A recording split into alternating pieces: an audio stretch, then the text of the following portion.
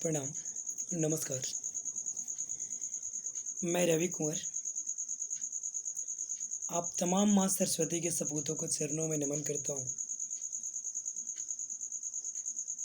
मैं रवि कुंवर, सदस्य निजी शिक्षक संघ।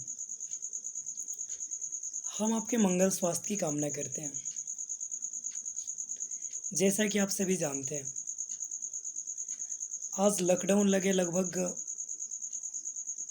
4 मंथ हो गए, लेकिन अभी तक ना ही मुख्यमंत्री जी के द्वारा, न ही प्रधानमंत्री जी के द्वारा, किसी भी सरकारी तंत्र के द्वारा निजी शिक्षकों के बारे में कहीं से नहीं सोचा गया। ना ही उन्हें कहीं फंड देने की बात की गई, ना ही उन्हें किसी तरह का कोई आर्थिक पैकेज देने का वादा किया गया। चलिए, मैं मानता हूँ कुछ दिन पहले माननीय मुख्यमंत्री श्री नीतीश कुमार जी ने घोषणा किया कि सिलेबस को छोटा कर दिया जाएगा।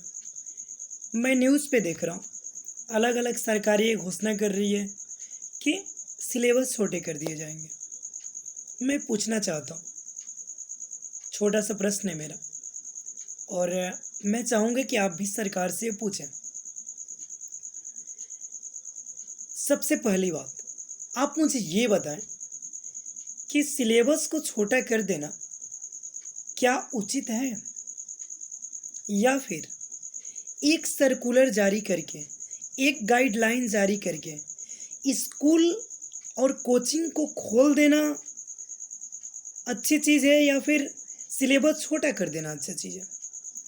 आप सिलेबस को तो छोटा कर देंगे, बच्चे कम पढ़ेंगे, लेकिन जब वो बच्चे मेडिकल देने जाएंगे, आईआईटी देने जाएंगे, एनआईटी देने जाएंगे, यूपीएससी देने जाएंगे, जब किसी भी कॉम्पिटिटिव एग्जाम्स में वो बैठेंगे, तब उनके पास पेपर कहीं अलग से नहीं होगा। उनके पेपर में कोई भी क्वेश्चन ऐसा नहीं होगा जिस पे ये कंडीशन होगा कि आप कोरोना में पढ़ाई किए थे, कोरोना वाले काल में आप थे, इसलिए आप इन 5 क्वेश्चंस का आंसर मत दीजिए, आपको नंबर दे दिए जाएंगे। ऐसा है क्या? ऐसा होगा क्या? कभी नहीं होगा। जहाँ तक मेरी अपनी सोच है, ऐसा होगा ही नहीं। तो क्यों अभी तक कोचिंग को बंद करके रखा गया है? चलिए, मैं मानता हूँ, लेकिन सोचिए, पूरे देश की मैं बात कर रहा हूँ। बस को खोल दिए गए, यूँ समझिए आदमी पे आदमी चढ़ के जा रहे हैं। ऑटोज को खोल दिए गए, कहीं कोई डिसिप्लिन का पालन हो रहा है क्या? इसका ये बिल्कुल अर्थ नहीं कि बाकी लोग नहीं कर रहे हैं तो हम भी ना करें। मेरा ये तर्क बिल्कुल नहीं है। मेरे कहने का अर्थ ये है कि शिक्षक जो होते हैं वो समाज के निर्माता होते हैं, और शिक्षक सिर्फ शिक्षा ही नहीं देते, शिक्षक शिक्षा के साथ बच्चों में संस्कार भी देते हैं। आपने देखा होगा, संस्कार के साथ अनुशासन का निर्माण होता है।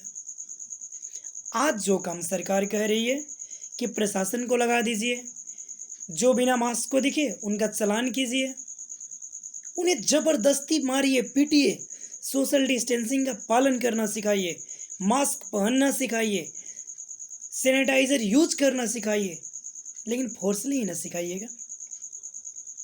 तभी तो मैं देख रहा हूँ, लोग सामने प्रशासन को देख रहे हैं तो मास्क लगा ले रहे हैं, लेकिन जैसे वो पुलिस चौकी पार कर रहे हैं, मास्क हटा ले रहे हैं। लेकिन अगर कोचिंग खुल जाते हैं तो मैं अपना तर्क देना चाहूँगा सरकार को। अगर कोचिंग खुल जाते हैं, कोचिंग खुलने के उपरांत शिक्षक अपने सिलेबस में कोरोना का सामना कैसे करें, इसका एक चैप्टर अपने सिलेबस में ऐड करके और बच्चों को पढ़ाएं। साथ ही साथ उसका HW जो होता है, जो गार्जियंस मिल के करते हैं, उसका होमवर्क बच्चों को दें। मुझे लगता है कि जब हर घर के गार्जियन कोरोना से कैसे बचें एक चैप्टर के रूप में, एक होमवर्क के रूप में वो पढ़ेंगे, तो धीरे धीरे पूरा समाज अनुशासित हो जाएगा। और जब पूरा समाज अनुशासित हो जाएगा तो राज्य अनुशासित हो जाएगा, देश अनुशासित हो जाएगा। और मैं पुनः स्पष्ट कर दूं, ये जंग सिर्फ और सिर्फ हम अनुशासन में रह के ही जीत सकते हैं। क्यों? क्योंकि इसका अभी कोई वैक्सीन नहीं है। आग्रह होगा माननीय मुख्यमंत्री जी से, आदरणीय प्रधानमंत्री जी से कि कम से कम, आपको तो पता है ना, भारत गांव में बसता है। हर गांव से आप जहां से भी हो सके, जैसे भी हो सके, आप पता कर सकते हैं ना कितने शिक्षक पढ़ाते हैं और उनकी स्थिति क्या है। हर टाउन में, हर गांव में, हर मोहल्ले में आज वो भुखमरी के कगार पे हैं। और शिक्षक, जिसके नाम के साथ एक शब्द जुड़ा होता है स्वाभिमान, कभी गलत नहीं कर सकता है, ना ही कहीं भीख मांगने जाएगा, किसी के आगे हाथ भी नहीं फैलाएगा। ये अलग की बात है कि अगर दिन को खा ले तो रात में अपने बाल बच्चों के साथ बिना खाए सो सकता है, हाथ फैलाने कहीं नहीं जाएगा। वो वर्ग जो पूरे समाज को डेवलप करता है, आज उसके घर दाने के लाले पड़े हुए हैं।